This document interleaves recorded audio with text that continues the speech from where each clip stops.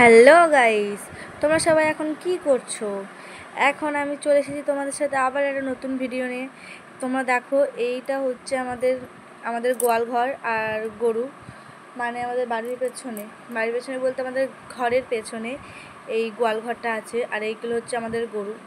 আর এইটা যাকে দেখতে পাচ্ছ, এটা হচ্ছে আমার শাশুড়ি মা, মানে আমার মা এখন এখানে গায়ে দোয়াবে। আর আমি সেটারই ভিডিও নিয়ে তোমাদের সাথে একটু শেয়ার করবো, যাতে তোমরাও একটু মজা পাও আর আমিও একটু মজা পাই।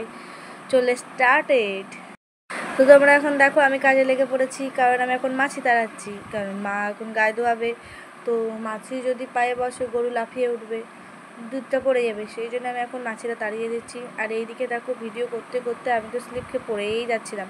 তারপরে চলে আসলাম মার কাছে। মা গায়ে ধোয়াচ্ছে, তোমরা নিজের চোখেই দেখো যে মা গায়ে ধোয়াচ্ছে। মা তাকাতে তাকাতে হেসে ফেলেছে। আমি আবার গরুর পেছন দিকে ওইদিকে চলেছি। আর সত্যি কথা বলতে এত গোবর যে আমি পা স্লিপ খেয়ে পড়ে যাচ্ছিলাম। তারপরে মা বলে, এদিক ওদিক করিস না, গরু কিন্তু লাফিয়ে চলে যাবে। আমি বলছি ঠিক আছে, তাহলে আমি এক জায়গায় দাঁড়াবো।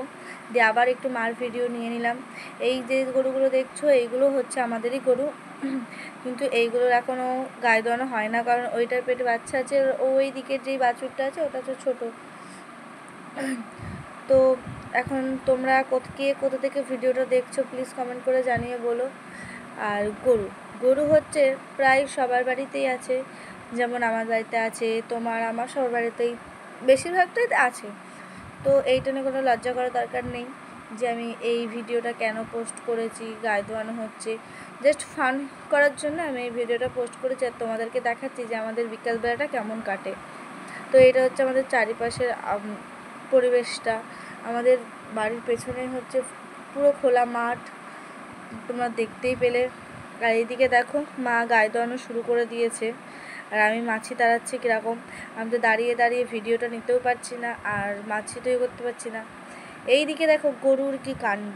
গরু তো গায়ে ধোয়াতে টয়লেট করতেই শুরু করে দিয়েছে।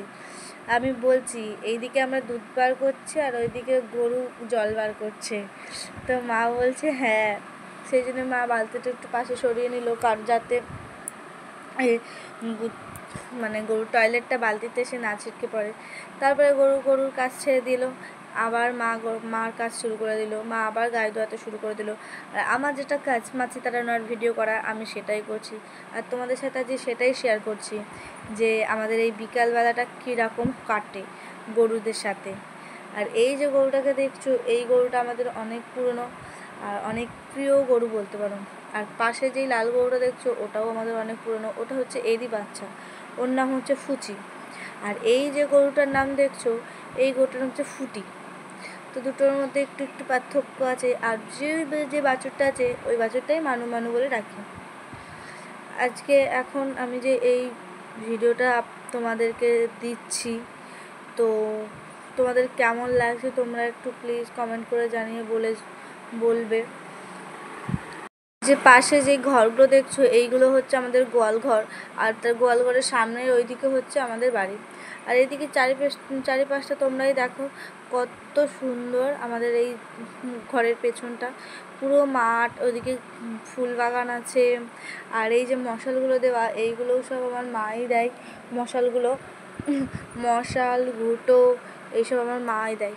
তোমরা কমেন্ট করে জানিয়ে যেও যে তোমাদের কার কার বাড়িতে গরু আছে, আর এই মশাল ঘুঁটো দেওয়া হয় কি না। তো দেখো, কথা বলতে বলতে প্রায় অনেকটাই গায়ে দোয়ানো হয়ে গেছে। আর এইদিকে দেখো মাছিতে গরুর পাগুলোর কি অবস্থা করেছে।